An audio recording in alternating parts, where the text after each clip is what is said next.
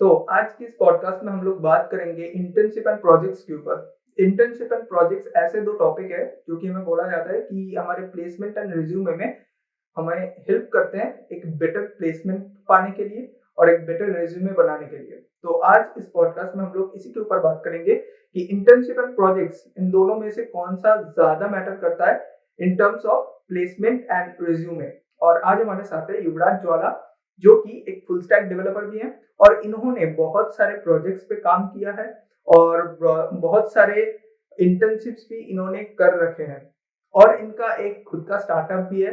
तो आइए इनसे बात करते हैं और इस पॉडकास्ट के थ्रू हम कोशिश करेंगे कि युवराज भैया का जो एक्सपीरियंस है वो आपके साथ शेयर किया जाए। तो अगर ये पॉडकास्ट आपको इन्फॉर्मेटिव लगे तो आप अपने दोस्तों के साथ भी इसे शेयर कर सकते हैं। So that's all. Now coming to our podcast.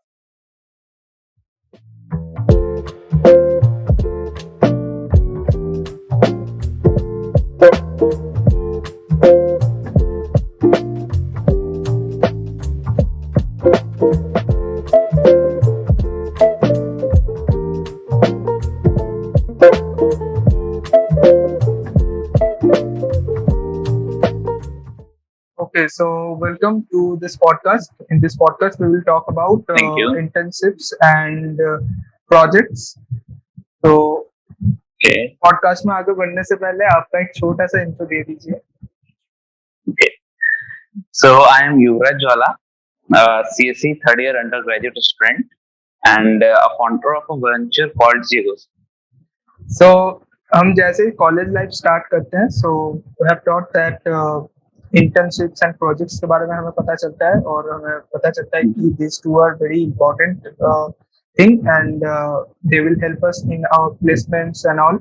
सो पहले तो ये चीज जानना चाहूंगा कि इंटर्नशिप्स क्या होता है। What is an internship called?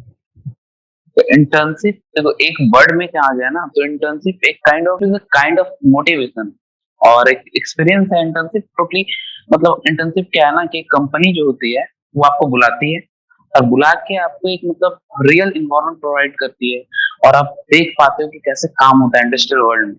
क्योंकि कॉलेज तो हमें सिखाती है थ्योरेटिकल चीज, लेकिन जो इंटर्नशिप है वहां से हम लोग सीख सकते हैं कि कैसे कैसे काम होता है, कैसे टाइम मैनेजमेंट, प्रेशर मैनेजमेंट, ये सब चीजें हम लोग सीखते हैं इंटर्नशिप में बेसिकली। इंटर्नशिप हमारे लिए बेसिकली क्यों इम्पोर्टेंट है? हाँ देखो बेसिकली इंटर्नशिप इसलिए इम्पोर्टेंट है, दो दो व्यू से देखो। पहला एक व्यू है कि अगर मान लो कि इन फ्यूचर आपको कैंपस प्लेसमेंट लेना है, ठीक है, तो कैंपस प्लेसमेंट लेके अगर आप जाते हो एक कंपनी में, अब क्या है कि वहां आपको काम असाइन किया गया और एक टारगेट सेट कर दिया गया कि आपको इतने दिन में ये काम करना है, ठीक। अब वहां पे आपका ये अगर फर्स्ट टाइम है तो फर्स्ट टाइम किसी भी चीज के लिए फर्स्ट टाइम आदमी को थोड़ा इशू होता ही है। बट अगर तुम वो पहले पहले से ही तुम्हारा एक्सपीरियंस है कि ऐसा ऐसा होता है एट द एंड, जैसे मैंने इंटर्नशिप में जाना कि ये जो क्वालिटी एनालिस्ट लोग होते हैं बहुत सारे एरर निकालते हैं, उसके लिए मुझे पहले से टाइम बचा के रखना चाहिए। अब मान लो कि क्लाइंट को चाहिए सैटरडे को प्रोजेक्ट, ठीक है, और मैंने क्या किया, फ्राइडे को कंप्लीट करके क्वालिटी एनालिस्ट को फ्राइडे को प्रोजेक्ट किया और उन्होंने टर्म्स ऑफ एरर निकाल दिया मेरे प्रोजेक्ट में। अब मैं एक दिन में कहाँ से ठीक करूंगा? तो ये सब जो चीजें एक्सपीरियंस है ये सब मुझे पता चल जाती है हमें इंटर्नशिप से। एक भी यहाँ पे, और दूसरा भी है कि अगर तुम मान लो कि अपना वेंचर स्टार्ट करना चाह रहे हो, अपना एक कंपनी स्टार्ट करना चाह रहे हो, तो उसमें क्या होगा कि अगर तुम तो खुद ही एक चला रहे हो स्टार्टअप, तुम्हें पता है कि अगर तुम कर रहे हो और कोई नहीं है, जो हो तुम हो, जैसे करना तुम्हें करना है। तो एक एक्सपीरियंस चाहिए, अगर एक एक्सपीरियंस बंदा होगा तो वो काम अच्छा करेगा, तो एक एक्सपीरियंस गेन करने के लिए इंटर्नशिप जरूरी है वहाँ। आपने किस तरह की इंटर्नशिप्स की है? आप तो अभी थर्ड ईयर में कर रहे हो, सो हाँ, आपने किस तरह के इंटर्नशिप्स अभी तक किए हैं? सो देखो अगर मैक्सिमम पार्ट देखा जाए तो मैंने अभी तक सीएमएस डेवलपर का इंटरव्यू मतलब इंटर्नशिप कर रखा है और फ्रंट एंड ओरिएंटेड ज्यादा इंटरव्यू कर रखा है सर इंटर्नशिप। और देन मैंने होस्टिंग रिलेटेड किया है और मैंने कंटेंट मैनेजमेंट थोड़ा सा, जो उसमें क्या था वो थोड़ा सा अलग था। कंटेंट मैनेजमेंट मतलब लोगों की सीवी आती थी और मुझे उसको देखकर शॉर्टलिस्ट करके भेजना होता था, मैंने ये सब कर रखा है। और मेनली जो पार्ट है डेवलपमेंट के लिए, मैंने फुल स्टैक ज्यादातर इंटर्नशिप फुल स्टैक डेवलपर किया है और अभी जो कर रहा हूँ वो as a front end developer कर रहा हूँ। सो इंटर्नशिप से हमें बहुत सारे नए नए स्किल्स भी जानने को मिलते होंगे। हाँ, नए-नए स्किल्स तो बहुत सारे स्किल्स जानने को मिलते हैं नए-नए, बहुत सारे। और मेन क्या है कि जो स्किल्स तुम्हें आती है, ठीक है? ऐसा तो है नहीं कि मुझे अगर सी प्रोग्रामिंग आती है, मुझे अगर डेटा स्ट्रक्चर आता है, तो बस आता है वो, लेकिन उसपे कैसे काम होता है, मतलब एक रियल वर्ल्ड में कैसे काम होता है, वो हम लोग को सीखने को मिलता है मेन। मतलब हमें रियल और वर्ल्ड एक्सपीरियंस भी मिलता है हाँ, उसके ऊपर, हाँ, क्योंकि कॉलेज में हमें सिर्फ स्किल्स। एक थियोरेटिकली समझाया जाता है, हुँ, हुँ, वो हमें हुँ, रियल लाइफ एक्सपीरियंस एक इंटर्नशिप्स के थ्रू मिलता है। ओके। हुँ, हुँ, तो अभी अगर मैं फर्स्ट ईयर में हूँ या फिर अगर मैं हुँ, सेकंड ईयर में हूँ, तो हुँ। मैं कैसे एक इंटर्नशिप को फाइंड आउट करूंगा कि कैसे मैं अप्लाई करूंगा एक इंटर्नशिप के लिए? हाँ, ये देखो, जब मैं भी फर्स्ट ईयर में था, तो मैं भी ये थोड़ा सोच रहा था, मेरे मेरे को भी बहुत ज्यादा इशू था इसको लेके। तो मैंने 3 वेबसाइट 3 को लेके चला था, एक इंटर्नशाला, एक लिंक्डइन, एक इंडेड डॉट कॉम, ठीक है? मैंने 3 को लेके चला और सबसे ज्यादा फेमस इसमें इंटर्नशाला। और इंटर्नशाला में मतलब मैंने हर दिन करीबन 25-30 करके अप्लाई करता रहा हर दिन। बट वो एज अ सेकेंड ईयर में, वो भी फर्स्ट सेमेस्टर का स्टूडेंट, सेकेंड ईयर का मतलब थर्ड सेमेस्टर का स्टूडेंट वगैरह, तो बहुत ही क्वाइट टफ हो जाता है आपके लिए इंटर्नशिप लेना। तो मैं बहुत जगह अप्लाई किया, तो वहां पे तो मुझे नहीं मिला। इवन लिंक्डइन पे मैंने किया, इंडीड डॉट कॉम पे किया, जैसा बताया।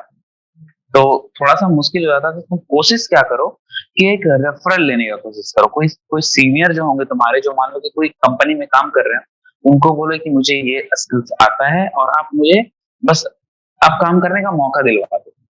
आई डोंट वांट एनी स्टाइपेंड और कुछ भी, any certificate, letter of recommendation, कुछ नहीं। मुझे बस आप काम करने के लिए, मतलब एक इंडस्ट्री में आप घुसा दो मुझे, बस इतना ही मुझे चाहिए। और मतलब जैसे भी बोलो, आप जो बोलोगे मैं करने के लिए तैयार हूँ। मतलब बहुत 2-2 घंटे, 3-3 घंटे काम करूंगा दिन का, ऐसा करके।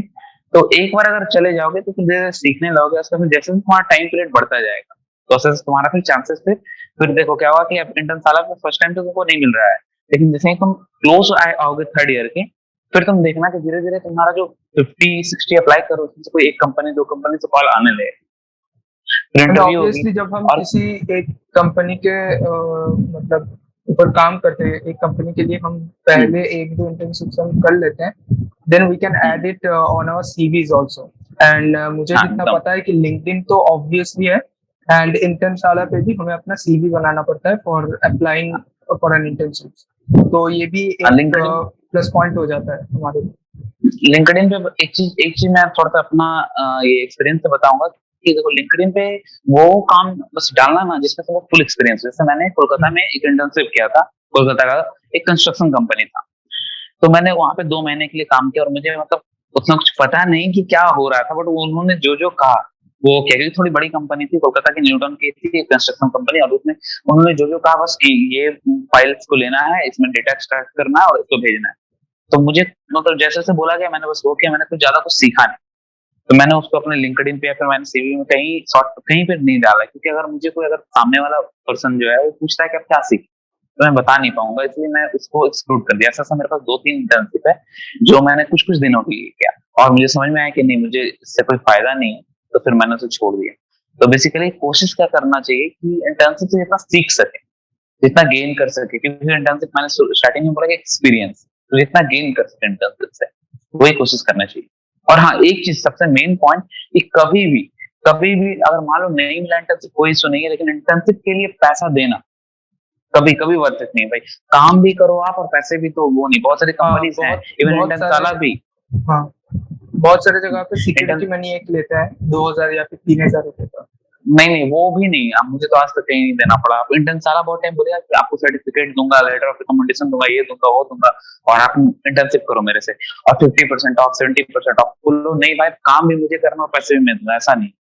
आप सर्टिफिकेट नहीं दो, आप मुझसे काम करवाओ, पैसे ही मत दो, मैं सीख लूंगा काम, बस। और काम ऐसा ही करना, ऐसा डोमेन में जो तुमको थोड़ा तुम्हारे लिए फैमिलियर हो, सीखना तुम्हारे लिए इजी हो। सो अभी आपने बोला कि लाइक हम काम करेंगे लेकिन हमें पैसे या सर्टिफिकेट कुछ भी नहीं चाहिए, बट बहुत सारे क्या होते हैं, जैसे कि मैं खुद भी था, जो मैं जब फर्स्ट ईयर में था तो मुझे लगता था कि यार इंटर्नशिप्स करेंगे, एक स्टाइपेंड मिलेगा। एंड बेसिकली हम्म, हम में से बहुत सारे बच्चे क्या करते हैं कि वो स्टाइपेंड के लिए ही जाते हैं। तो इज इट गुड कि हम पहले जो इंटर्नशिप्स कर रहे हैं वो हम स्टाइपेंड लेके कर रहे हैं, या फिर इज इट बेटर कि हम स्टाइपेंड ना लेके कुछ सीखते हैं जहाँ से फ्री में? तो stipend is kind of bonus, ठीक है? अगर मिल गया तो अच्छा है, और नहीं मिला तो चलेगा। ठीक है। अगर क्योंकि अगर तुम सेकेंड ईयर में हो अभी, तो मतलब एक कंपनी का तुम विश्वास ही गेन कर रहे हो ना कि हाँ तुम कर सकते हो उसका काम, ये तुम्हारे लिए इनफ है अभी के लिए। क्योंकि कंपनीज तो अभी तो फोर्थ ईयर के ग्रेजुएट पे विश्वास नहीं कर पाती, तुम तो सेकंड ईयर में अगर उसको विश्वास दिला रहे हो कि मैं आपके लिए काम कर सकता हूँ, तो ही इनफ है अभी तुम्हारे लिए। और अगर अगर इनकेस तुमको स्टाइपेंड दे रहे तो तुम्हारे प्लस पॉइंट है। बट मैं नहीं सोचता कि अभी मतलब as a second year student तुम्हें सोचना चाहिए स्टाइपेंड की। हाँ, अगर तुम एक्सपीरियंस मान लो कि तुमने 2-3 इंटर्नशिप कर रखी, ठीक है, और उसके बाद फिर चौथा इंटर्नशिप या फिर दूसरा या तीसरा इंटर्नशिप तुम्हें हो रहा है, तो फिर तुम कह सकते हो कि मैंने कुछ कर रखा है, मेरे पास एक्सपीरियंस है, तो थोड़ा स्टाइपेंड अगर दोगे तो मेरा भी मोटिवेशन एक तरह से बना होगा। तो ये कर I can सकते हो show तुम, them that ऐसा नहीं कि I have done some work in this companies. हम्म। तो हम्म। तब मैं स्टाइपेंड के लिए एक एक्सपेक्टेशन रख सकता हूँ, बट फॉर फर्स्ट हाँ, बट फर्स्ट internship, तो now what kind of internships we can do in our college, right? Means कोई डोमेन, कोई पर्टिकुलर डोमेन में? हाँ, पर्टिकुलर डोमेन में बता रहा हूँ, जिसमें बहुत ही मेन चीज है। देखो, अब डोमेन्स जैसे अभी बहुत ज्यादा फेमस डोमेन है, जैसे डेटा साइंस, ठीक है, डोमेन फेमस है। एक फेमस है डोमेन आर्टिफिशियल इंटेलिजेंस, और एक तो भाई ऑल एवरग्रीन डोमेन हमेशा फेमस ही है, वेब डेवलपमेंट का जो डोमेन है। तो अब देखो क्या है कि अगर तुम देखो, अगर ज्यादा काम कहाँ पे है, तो वेब डेवलपमेंट का internship as compare to artificial intelligence data science लेना इजी है। और उसके बाद फिर second data science, then artificial intelligence का तो मुझे नहीं लगता कितना इजीली तुम अगर सेकंड ईयर में हो, थर्ड ईयर में भी बहुत ही मुश्किल होगा लेना। क्योंकि वहां पे क्या होता है ना, देखो, मैंने जहां तक मैंने देखा है, जहां तक कि जो कंपनीज होती हैं जो आर्टिफिशियल इंटेलिजेंस पे काम कर रही है, जो बड़ी कंपनीज होती हैं, वो ना तुमको नहीं चाहती कि तुम उनका कोड छुओ। तुम उनका जो कंपनी जिससे रन करे, अगर माइक्रोसॉफ्ट में अगर तुम काम करते हो, जैसे मैंने बताया कि फोर्थ ईयर के एक सीनियर थे मेरे, जो माइक्रोसॉफ्ट में प्लेस्ड है अभी, तो उन्होंने मुझे बताया कि अभी उन्हें भी वो कोड छूने को नहीं मिलता। जो माइक्रोसॉफ्ट से एमएस टीम्स की कोड है, वो एमएस टीम्स डिपार्टमेंट में है, तो उन्हें वो एमएस टीम्स का कोड छूने को नहीं मिलता, क्योंकि कंपनी बिलीव नहीं करती that you are that much experience कि आप वो कोड से कुछ कर सको। कंपनी चाहती कि HD2 HD3 जो है, मतलब जो 2 साल से ऊपर का एक्सपीरियंस रखते हैं as a software developer engineer, वो सभी वो कोड को छुए। तो इसीलिए मैं क्या कह रहा हूँ कि मतलब जनरली जो बड़ी बड़ी कंपनियां होती है ना, वो आपको कोड नहीं छूने देती। तो आप लोग स्टार्टअप प्रेफर करो। स्टार्टअप में क्या होता है कि जो हो आप, ठीक है, फिर अपनी अगर आपकी कंपनी, तो जो हो आप हो, तो उसमें क्या होता है कि आप लोग बहुत कुछ सीखते हो, बहुत ज्यादा कुछ सीखते हो। तो जनरली प्रेफर करो एज अ स्टार्टअप। तो स्टार्टअप जो कंपनीज होंगे वहां पे इंटर्नशिप रहेगा तो अच्छा होगा सीखने में। और वो सेकंड ईयर में तो तुम्हारे को स्टार्टअप में ज्वाइन करना थोड़ा इजी भी होगा एज कम्पेयर टू बड़े जाइंट कंपनीज। तो डोमेन में क्या हुआ कि हाँ, जैसे वेब डेवलपमेंट तो मैंने बता दिया, और आर्टिफिशियल इंटेलिजेंस और जो डेटा साइंस का जो डोमेन है, वो क्वाइट टफ है। एज ए इंटर्न के ग्रुप में अगर देखो तो क्वाइट टफ है।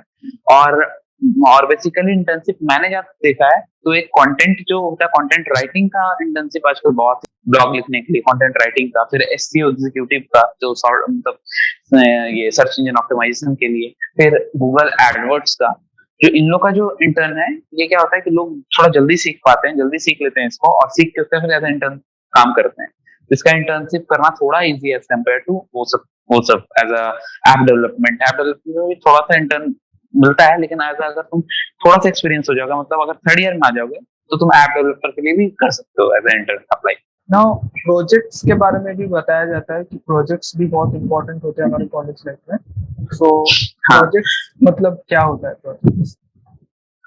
देखो, प्रोजेक्ट्स क्या है ना, कि जैसे इंटर्नशिप पे क्या हुआ कि आप एक कंपनी के लिए काम कर रहे हो, बट प्रोजेक्ट्स क्या है कि उसमें आप एक अपने लिए काम कर रहे हो, अपना एक चीज है, अपना एक सिस्टम है, किसी ह्यूमैनिटी को मतलब देने के लिए, या फिर कुछ बनाने के लिए आप खुद का कर रहे हो। अपना 5 का ग्रुप है, ठीक, समझो कि आप कंसिडर कर सकते हो कि आपकी खुद की कंपनी, ठीक है, वो आपका एक प्रोजेक्ट हो गया। ठीक, जो कंपनी कुछ मतलब बेनिफिट होगी लोगों को, उससे आपका भी कुछ बेनिफिट होगा। या फिर आप अपना प्रोजेक्ट इसको कह सकते हो, जो आप मान लीजिए हैकाथॉन में कोई पार्टिसिपेट कर रहा है, तो वहां पे प्रोजेक्ट ले जा सकता है। बट प्रोजेक्ट का मेन मकसद ये होता है कि मतलब वो कैसे ह्यूमैनिटी को मतलब बेटरमेंट में मदद करे। तो प्रोजेक्ट क्या है कि वहां पे कोई प्रेशर नहीं होता। प्रोजेक्ट में बेसिकली प्रोजेक्ट में कोई प्रेशर नहीं होता, और वो सबसे मेन जरिया है इंटरव्यूअर को दिखाने के लिए कि तुम्हें आता क्या है। क्योंकि इंटर्नशिप तुम्हें लेने के पहले एक तो प्रोजेक्ट अगर तुम्हारे पास होगा, तो तुम दिखा सकते हो उनको कि मैंने ये कर रखा है और मुझे याद है। ठीक, और लेकिन इतना जो भी अगर प्रोजेक्ट कर रहे हो, तो एक चीज याद रखना कि प्रोजेक्ट के बारे में तुम्हें पूरा नॉलेज होना चाहिए। जैसे 5 लोगों का टीम है, अब पता चला कि एक ने पूरा काम किया, 4 बैठे, या 2 ने काम किया, 3 बैठे, और वो तीनों ही बोले कि ये मेरा भी प्रोजेक्ट है, ठीक है। बट वो इतने स्मार्ट होते हैं ना इंटरव्यूअर, इतने स्मार्ट कि वो मतलब तुम्हारे बात से पकड़ लेंगे, उसका फिर तुमको बोलेंगे अच्छा ठीक है। मान लो कि मैंने एक स्टॉक नोटिफायर बनाया, ठीक, मान लो कि मैंने सच में बनाया था एक विंडोज स्टॉक मार्केट नोटिफायर।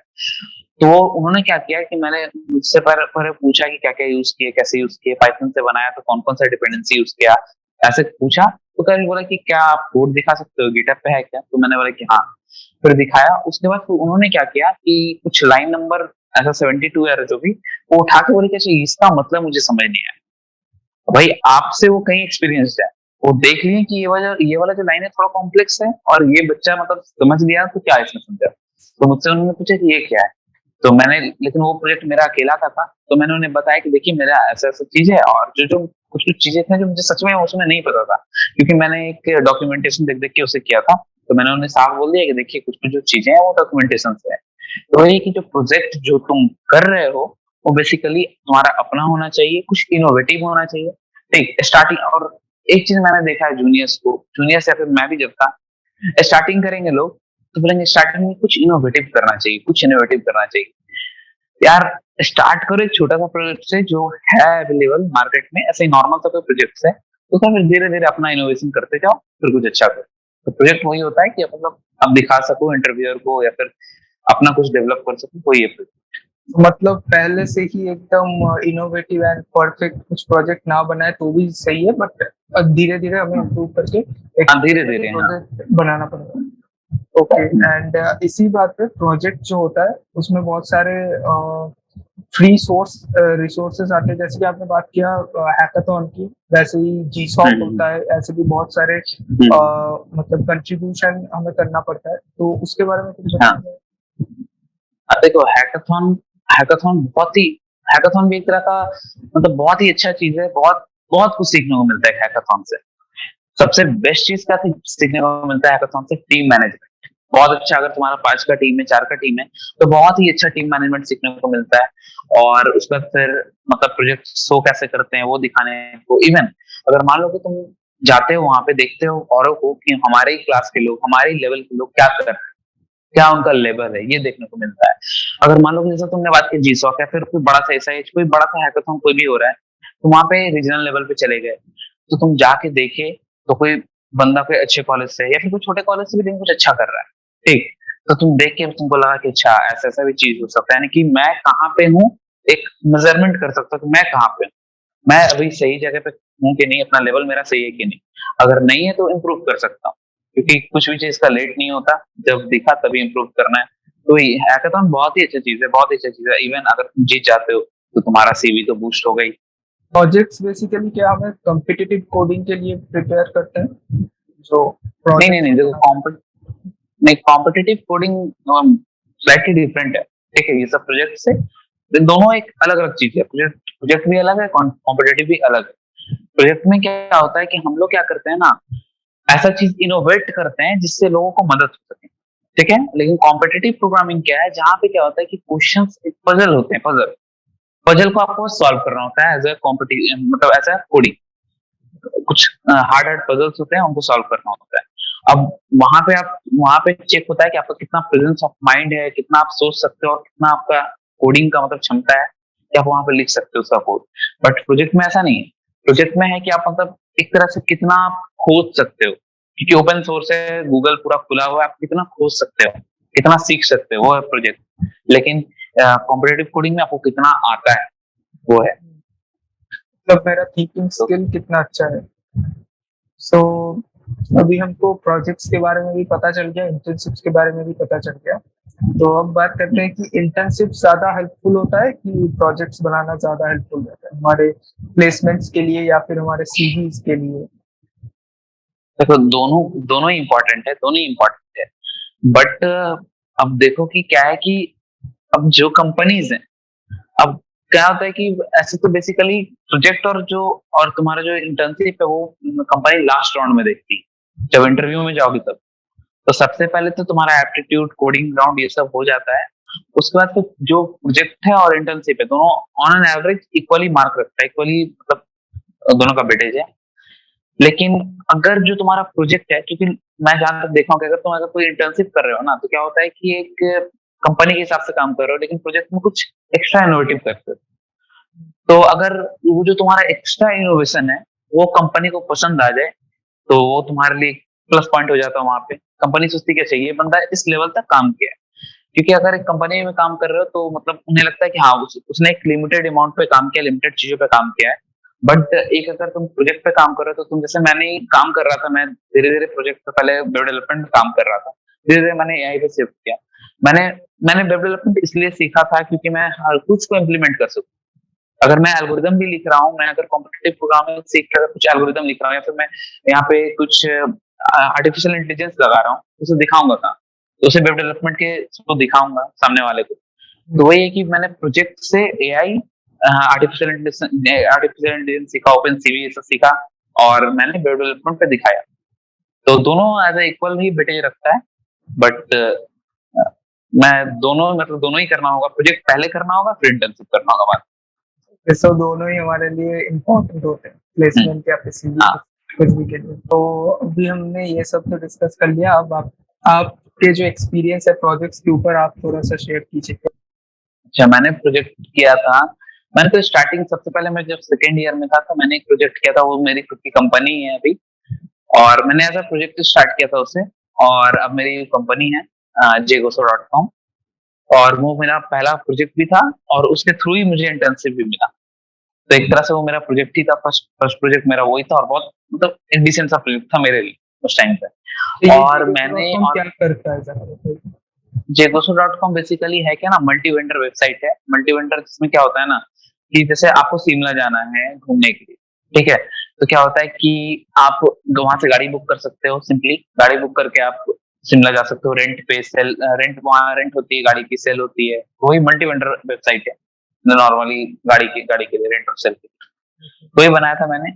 और उसके बाद फिर मैंने बहुत सारे छोटे छोटे प्रोजेक्ट मैंने बनाया था जब मैं सीख रहा था, जैसे कैलकुलेटर, ये सब जो सब लोग बनाते हैं, वो तो सबका ही होता है, कैलकुलेटर तो सबका ही होता है। हाँ, बेसिकली मेरा जो प्रोजेक्ट था वो कैलकुलेटर वाला जो प्रोजेक्ट था, वो तो मतलब प्रोग्रामिंग वाला नहीं, मतलब वो जो यूआई वाला कैलकुलेटर, जो साइंटिफिक कैलकुलेटर यूआई वाला, मैंने वो किया। उसके बाद फिर मैंने छोटा मोटा प्रोजेक्ट किया, जैसे मैं टू डू लिस्ट बनाया, फिर कैलेंडर बनाया, यही सब छोटा छोटा प्रोजेक्ट किया। फिर मैंने एक छोटा सा गेम बनाया, नॉर्मल सा, मतलब अच्छा था, दिखने में थोड़ा अच्छा लग रहा था। और वो जो प्रोजेक्ट था वो मुझे डिफाइन कर रहा था मेरा कि मैं कितना जानता हूँ उस पर्टिकुलर डोमेन में, ठीक है। उसके बाद फिर मैंने स्टॉक मार्केट नोटिफायर बनाया, जो मैं पाइथन के थ्रू बनाया। फिर वो भी, उससे भी मुझे मतलब इंटरव्यूअर को मैं दिखा सकता था कि मैं पाइथन के बारे में कितना जानता हूँ। उसके बाद फिर मैंने प्रोजेक्ट किया एक आर्टिफिशियल इंटेलिजेंस पे, जो मैंने किया जिसमें पोस्ट डिटेक्शन, बॉडी डिटेक्शन का है। तो भी तो मैंने इतना सारा ये प्रोजेक्ट किया है, और भी मैंने किया है, मुझे उतना याद नहीं आ रहा, बट अभी बहुत सारा किया मैंने। गिटहब पे मैंने रखा है प्रोजेक्ट को। ओके, सो जैसे कि आपने बताया अभी इंटर्नशिप्स के बारे में भी हमने जाना और प्रोजेक्ट्स के बारे में भी हमने जाना, और यहाँ पे मैं और आप दोनों ही फ्रंट एंड डेवलपर हैं। तो आप ये बताइए कि फ्रंट एंड डेवलपर्स के लिए इंटर्नशिप्स करना कितना इजी रहता है, या फिर जो भी होता है कि फ्रंट एंड डेवलपर्स के लिए ये कितना फायदेमंद होता है, या फिर फ्रंट एंड डेवलपर्स को ऐसे कितना ऑप्शन मिलता है, क्या देखो, अभी हालत है। मैंने मैंने जहां तक देखा है ना, कि as a backend developer front end developer को थोड़ा इजी होता है इंटर्नशिप लेना। क्योंकि क्या होती है ना, कि जैसे बहुत सारी कंपनीज हैं, जैसे एक स्कूल को ही ले लो, एक नॉर्मल सा छोटा सा स्कूल है, तो वो क्या करेंगे, बोलेंगे मुझे एक पोर्टफोलियो वेबसाइट चाहिए। और इवन अगर तुम एक फ्रंट एंड डेवलपर हो, तो एक नॉर्मल सा बैकएंड लिख सकते हो। इतना तो है ही कि तुम इतना बैकएंड लिख सकते हो जिसमें तुम डेटा ले सकते हो, डेटा भेज सकते हो। इतना छोटा सा बैकएंड तो मतलब लिख ही सकते हैं। वो तो जावास्क्रिप्ट से ही तो हम होता लोग, हाँ वही तो नॉर्मल सा हम लोग, मतलब एक फॉर्म में डेटा फिल करना, फॉर्म पे डेटा भेजना लेना, ये सब हम लोग कर लेते हैं, ठीक। तो उन्हें इससे ज्यादा मतलब ही नहीं है। उन्हें क्या होता है, पोर्टफोलियो वेबसाइट बनवाना होता है स्कूल को, और स्कूल या फिर मान लो कोई इंस्टीट्यूशन में दुकान है, तो अपना वेबसाइट बनवाए, और उसमें क्या होगा, एक कॉन्टैक्ट फॉर्म बनवाएंगे वो, और जिसका उनका डेटा चाहिए होगा उनको ईमेल पे या फिर उनको एक डेटाबेस में। तो ये सब नॉर्मल। तो वहाँ पे तुम्हें as a front end developer तुम्हारे लिए मदद तो आता है, लेकिन अगर तुम एज अ बैकएंड होते हैं वहाँ पे, तुम बनाई नहीं, डिजाइन ही नहीं कर पाते। तो इसलिए फ्रंट एंड डेवलपर के लिए क्वाइट थोड़ा इजी होता है इंटर्नशिप, लेकिन बैकएंड में थोड़ा सा टफ होता है, क्योंकि जल्दी मिलता नहीं बैकएंड का। क्योंकि जो बड़े काम कर रहे हैं, जो मतलब ई कॉमर्स सेक्शन में हैं, तो उन लोग ही थोड़ा बैकएंड डेवलपर ज्यादा ढूंढते हैं। तो बेसिकली फ्रंट एंड में इंटर्नशिप लेना थोड़ा आसान है as compare to backend. And front end पे क्या सिर्फ इंटर्नशिप लेना ज्यादा ही चाहिए, मतलब फ्रंट एंड और बैक एंड में कौन सा सीखना भी ज्यादा क्योंकि रहता है? नहीं देखो, सीखना सीखना देखो, मैंने दोनों सीखा है। और ऐसा तो कुछ नहीं कि कौन सा इजी कौन सा आसान है, बट हाँ, बैकएंड थोड़ा सा कम है as compare to front end. Backend कम है। अब कम कोई यहाँ पे इन सुन रहे होंगे, उनको ये रेस्पेक्ट बुरा लग जाएगा। कम हाँ, इन रेस्पेक्ट टू मतलब इन सिलेबस, मतलब सिलेबस लेके चलो तो जैसे क्या है कि अगर बैकएंड मैंने जब सीखा, जैसे मैंने फ्लास्क सीखा, ठीक है, तो मुझे, अगर मैं अपना अपना बात बता रहा हूँ कि मैं फ्लास्क जब सीखा तो मुझे करीबन 1 हफ्ता लगा। और 1 हफ्ता मतलब मैंने 2 दिन में, मतलब मैं काम करने लगा 2 दिन में क्लास पे। और 1 हफ्ता में मतलब मैं इतना काम करने लगा कि मैंने सब काम मैं कर पा रहा था क्लास पे। इवन पीएचपी में मुझे 2 या 3 दिन लगा समझने में, पीएचपी कैसे काम कर रहा है। मैंने पीएचपी पे भी काम किया। और इवन अभी मैं थोड़ा सा जैंगो पे भी थोड़ा काम कर रहा हूँ, तो मुझे इतना कोई इशू नहीं आ रहा। हाँ, सीखने में वक्त लग रहा है, लेकिन मैंने यहाँ पे मैं कंपेयर कर रहा हूँ अपना जो जावास्क्रिप्ट और रिएक्ट जेएस का जो सेशन था, उससे अगर कंपेयर करो तो क्वाइट इजी है यहाँ पे। क्योंकि पाइथन है, पाइथन मतलब मुझे अच्छे से ही आता है। तो यहाँ पे मतलब एपीआई ये सब बनाना थोड़ा सा क्वाइट आसान मुझे लग रहा है अभी के लिए। तो जहां तक मेरा नॉलेज है, जहां तक, क्योंकि मैं बैकएंड में उतना भी नहीं जानता, लेकिन जितना जानता हूँ उसके हिसाब से मुझे बैकएंड थोड़ा इजी लग रहा है as compare to front end. और फ्रंट एंड से ज्यादा, फ्रंट एंड में बहुत ज्यादा टाइम टेकिंग भी है। फ्रंट एंड थोड़ा सा तुमको हर एक चीज पे रिस्पॉन्सिवनेस देखना होता है ये वो, लेकिन बैकएंड में भाई एपीआई बनाना है आराम से, डेटा लेना है देना है, तुमको इसका टेंशन नहीं है। इसलिए बैकएंड क्वाइट थोड़ा इजी है सीख, बट सीखी इजना मतलब सीखी इजी है सीखना, बट काम मिलना थोड़ा हार्ड है। तो ये कोई ये नहीं। बैकएंड में मुझे लगता है कि बैकएंड एंड फ्रंट एंड में एक जो डिफरेंस है, मेजर डिफरेंस, कि फ्रंट एंड में हम जो भी करते हैं हम लाइव से टेस्ट कर सकते हैं, लाइव से चेक कर सकते हैं, जो कि बैकएंड में हम हर वक्त नहीं कर सकते। बैकएंड के लिए जैसे बहुत सारी चीजें, जैसे पोस्टमैन है, तुम चेक कर सकते हो पोस्टमैन से। इवन मान लो कि जैसे अब तुम्हें फ्रंट एंड आता है, तुम ही बैकएंड कर रहे हो, ठीक, तो तुम्हारे तो कोई इशू नहीं, तुम हीरो पे तुम उसको होस्ट करके और तुम अपना नॉर्मल चेक कर सकते हो केपीआई मेरा कैसा वर्क कर रहा है। तो लोकल पे ही तुम वर्क कर सकते हो, बाकी तो फ्री रिसोर्सेज बट बहुत सारे हैं। जो हमें उसके लिए एक होस्टिंग लेना पड़ता है, जो कि एक फ्री का होस्टिंग आपने बोला हीरोकू, या हाँ, फिर फ्री का, हाँ। हम गिटहब पे होस्ट कर सकते हैं अगर एक स्टैटिक वेबसाइट हो जाए तो। लेकिन हाँ, मैं जो स्टैटिक बोलना होगा चाह तो रहा हूँ मीटअप कर कि सकते आप जब अगर फ्रंट एंड में काम करते हो, तो आप जैसे कि हम VS कोड में कोड जब लिखते हैं, तो हम लाइव सर्वर की हैं। मदद से वहीं पे जो चेंजेस हैं तुरंत देख सकते हैं। हम्म, बट हम जब किसी वेबसाइट को जब हम गिटहब पे या फिर हेरोकू जैसे कुछ होस्टिंग सर्विस पे हम वेबसाइट को ऐड करते हैं, देन तब अगर हम वेबसाइट में चेंजेस करते भी हैं तो वो कुछ टाइम बाद उस जो हमारा मेन वेबसाइट रहता है जो कि होस्टेड है, उसमें कुछ टाइम बाद वो रिफ्लेक्ट करता है। तो हाँ, ये वो एक थोड़ा सा सर्वर का थोड़ा सा इशू होता है। ओके। सो आप वेब डेवलपमेंट भी करते हैं और ऐप डेवलपमेंट भी होता है, आपने कुछ देर पहले बोला था कि ऐप डेवलपमेंट पे भी इंटर्नशिप होता है। सो ऐप हाँ, डेवलपमेंट में हमें क्या क्या करना पड़ता है, क्या क्या सीखना पड़ता है? नहीं, ऐप डेवलपमेंट कैसे इंटर्नशिप होता है मैंने ये बोला, वैसे मैं नहीं कर रहा ऐप डेवलपमेंट, क्योंकि मैंने स्टार्ट किया था, ठीक है, मैंने फ्लटर से स्टार्ट किया था। बट मैंने जो मेरा फ्रेंड ही, मैंने एक फ्रेंड से ही सीखना स्टार्ट किया था फ्लटर। तो जो उसमें क्या होता है ना कि आपको असाइन करना पड़ता है डिवाइस की स्टोरेज, और मेरा लैपटॉप उतना इनफ था नहीं उसके लिए, तो मैंने फर्स्ट डे स्टार्ट किया और फर्स्ट डे मुझे रुकना पड़ गया। तो इसलिए मैं भी ऐप डेवलपमेंट पे तो अभी नहीं हूँ, बस अभी front end developer as a web developer के लिए। और नॉर्मल मैं ध्यान कर रहा हूँ उधर एल्गोरिदम पार्ट की तरफ, क्योंकि क्या है ना कि मैंने अभी जितना मैंने सेकंड ईयर में जैसा इंटर्नशिप किया था, तो मुझे ऐसा कोई दिक्कत नहीं हुआ था। नॉर्मल मैं पोर्टफोलियो वेबसाइट ये सब कर रहा था।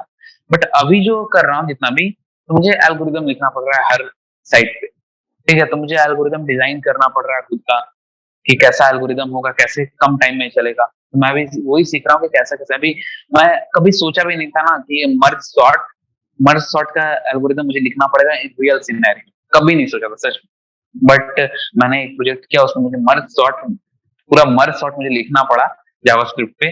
तब मुझे याद है कि तब मुझे समझ में आया कि अच्छा, इसका भी इम्पोर्टेंस है, कि अच्छा ये जो मैंने मर्ज सॉर्ट सीखा था वो हुआ। तो और मैंने एक जगह पे देखा था कि ट्री का भी यूज है। और जो अगर तुम इसमें जाते हो ओपन सीवी में, तो क्यू डी क्यू इन लोगों का यूज बहुत बहुत है। अगर तुम एक प्रोजेक्ट कर रहे हो, कि जैसे एक बनाना चाह रहे हो पिक्सार्ट जैसा, पिक्सार्ट जानते ही होगे, पिक्सार्ट जैसा एक मान लो ऐप बनाना चाह रहे हो, तो वो सब जगह तुमको D Q, queues, link list बहुत यूज आएगा। तो इसलिए मैं उतना नहीं सोच रहा था कि भाई ये डेटा स्ट्रक्चर इतना क्यों लोग मतलब इतना ज्यादा बहुत ज्यादा करते ना डेटा स्ट्रक्चर।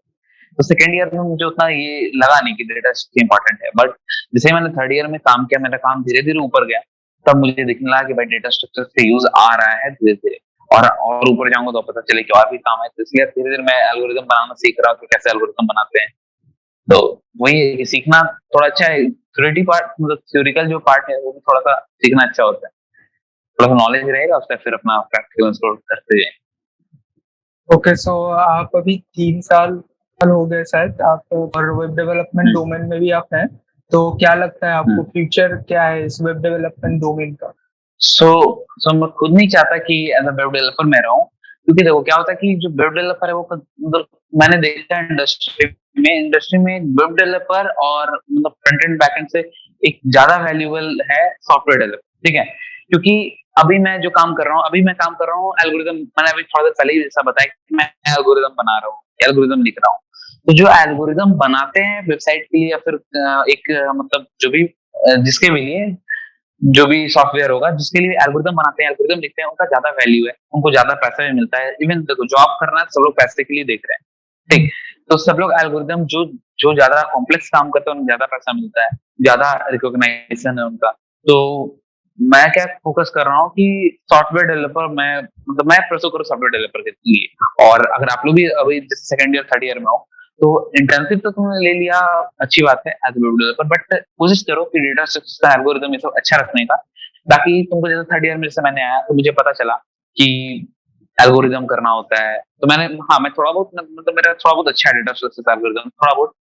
तो उससे क्या होता है कि मुझे आसान हुआ लिखना। तो वही अगर मेरा और अच्छा होगा तो और इजी होगा। तो मैं क्या प्रेफर करता हूँ कि एज अ वेब डेवलपर से ज्यादा अच्छा है कि एज अ सॉफ्टवेयर डेवलपर हो। फुल स्टैक डेवलपर तुम्हें क्या कोशिश मतलब एज अ स्टूडेंट तुम्हें क्या कोशिश करना है कि मैं अपना थर्ड ईयर के पहले तक अपना कंप्लीट कर लूँ वेब डेवलपर का जर्नी। और जैसे ही मेरा थर्ड ईयर स्टार्ट होता है, मैं वहां पे सॉफ्टवेयर डेवलपमेंट की जर्नी स्टार्ट करूँ। मीन्स मैं वेबसाइट तो बनाऊंगा, ठीक, आज मेरे लिए वेबसाइट बनाना कोई ज्यादा टाइम इशू नहीं है, मैं एक दिन में 2 दिन में वेबसाइट पूरा बना दूंगा। अब वेबसाइट के जो पीछे का एल्गोरिदम है, कैसे वो काम कर रहा है, कैसे अगर मान लो बैकएंड से कोई डेटा आ रहा है, ठीक है? अब दो चीज है, बैकएंड वाले एल्गोरिदम लगा के डेटा को तुमको पार्टिकुलर भेज सकते हैं, या फिर तुमको वो पूरा डेटा भेजेंगे और तुमको ये एल्गोरिदम लगा के तुमको दिखाना है सामने वाले यूजर को, ठीक? तो तुम as a full stack developer हो तो तुम बैकएंड में करो या फ्रंट एंड में करो, करना तुमको ही है। तो वही थर्ड ईयर में आके ये कोशिश करो कि मैं वैसा वैसा एल्गोरिदम लिख सकूं जो पार्टिकुलर व्यू प्रोवाइड कर सके, या पार्टिकुलर कुछ भी मतलब एक अलग सा प्रोवाइड कर सके, मतलब थोड़ा सा हटके बनाया मेरे वेबसाइट को, नॉर्मल पोर्टफोलियो वेबसाइट से थोड़ा अलग बना। Okay, so till now we have understood कि इंटर्नशिप्स क्या होता है, प्रोजेक्ट्स क्या होता है, इनके ऊपर हमने बहुत सारी बात की। तो अभी coming to our last question कि आप अपने जूनियर्स को क्या मैसेज देंगे या फिर क्या आप उनको एडवाइस देंगे इस चीज के ऊपर, मतलब उन्हें अपने कॉलेज इंटर्नशिप लाइफ और में क्या प्रोजेक्ट्स। क्या करना चाहिए, इंटर्नशिप्स, प्रोजेक्ट्स एंड ऑल, जो कुछ भी। तो देखो क्या क्या करना चाहिए।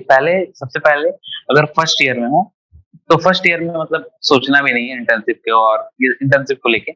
फर्स्ट ईयर में आप प्रोजेक्ट के बारे में सोच सकते हो, क्योंकि आपका मेरे ख्याल से सेकंड सेमेस्टर में सी लैंग्वेज है, ठीक है?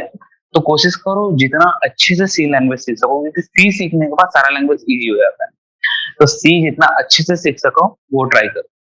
सेकंड सेमेस्टर में जैसे ही आओ, सेकंड ईयर का जो फर्स्ट सेमेस्टर मीन यानी थर्ड सेमेस्टर में जैसे ही आओ, तब जाके कोशिश करो कि with in first 2 month first 2 month एक अच्छा सा प्रोजेक्ट, मतलब एक छोटा सा अच्छा सा प्रोजेक्ट जो एक इंटरव्यूअर को दिखा सको, वैसा प्रोजेक्ट रेडी कर। उसके बाद फिर तब जाके फिर अप्लाई करना चालू करो।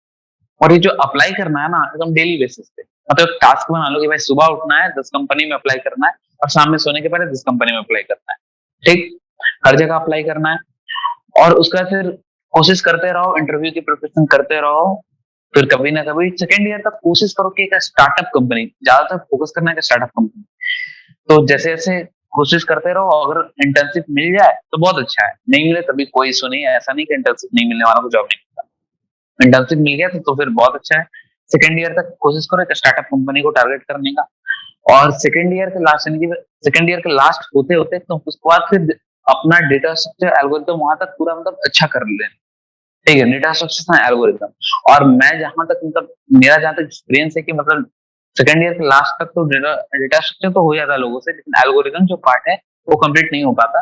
तो आप थर्ड ईयर के मतलब फर्स्ट 2 मंथ को ले सकते हो, और उसके बाद वो एक मंथ आएगा आपका अक्टूबर सितंबर अक्टूबर का जो मंथ आएगा, उसमें आपकी आएगी कंपनीज बड़ी बड़ी।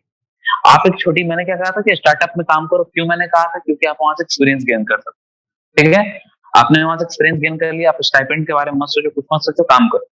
अब जाके आप क्या करो, अपना बड़े बड़े कंपनीज में अप्लाई करना चालू करो। ये जो मंथ है, जो सितंबर अक्टूबर नवंबर वाला जो मंथ है, इसी में आपको इंटर्नशिप का ये आने लगता है, और उसके बाद में तुम बड़े बड़े कंपनी को टारगेट करो। लेकिन एक चीज सोच के करना कि अगर तुम रेडी नहीं हो तो मत करना, क्योंकि मैंने ये गलती कर दिया।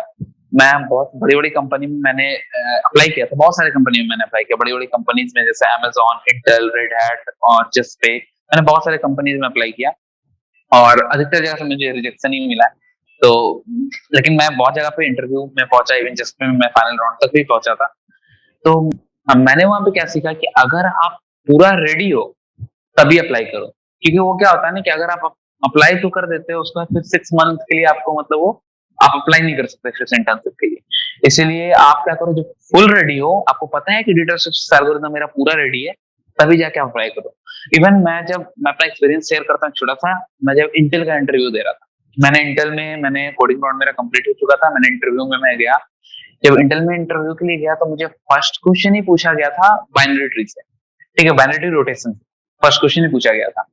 और सच बताऊं तो मतलब उनका तो थोड़ा मुझे एक्सेंट भी, सच में बताऊं तो मुझे एक्सेंट भी थोड़ा समझ नहीं आ रहा था उनका, और जो उनका पूछने का तरीका था क्वेश्चन, वो मतलब -270 डिग्री पे रोटेट करना था बाइनरी ट्री को, उसके बाद फिर लीव्स नोट दिखाना था, क्या क्या दिख रहा था।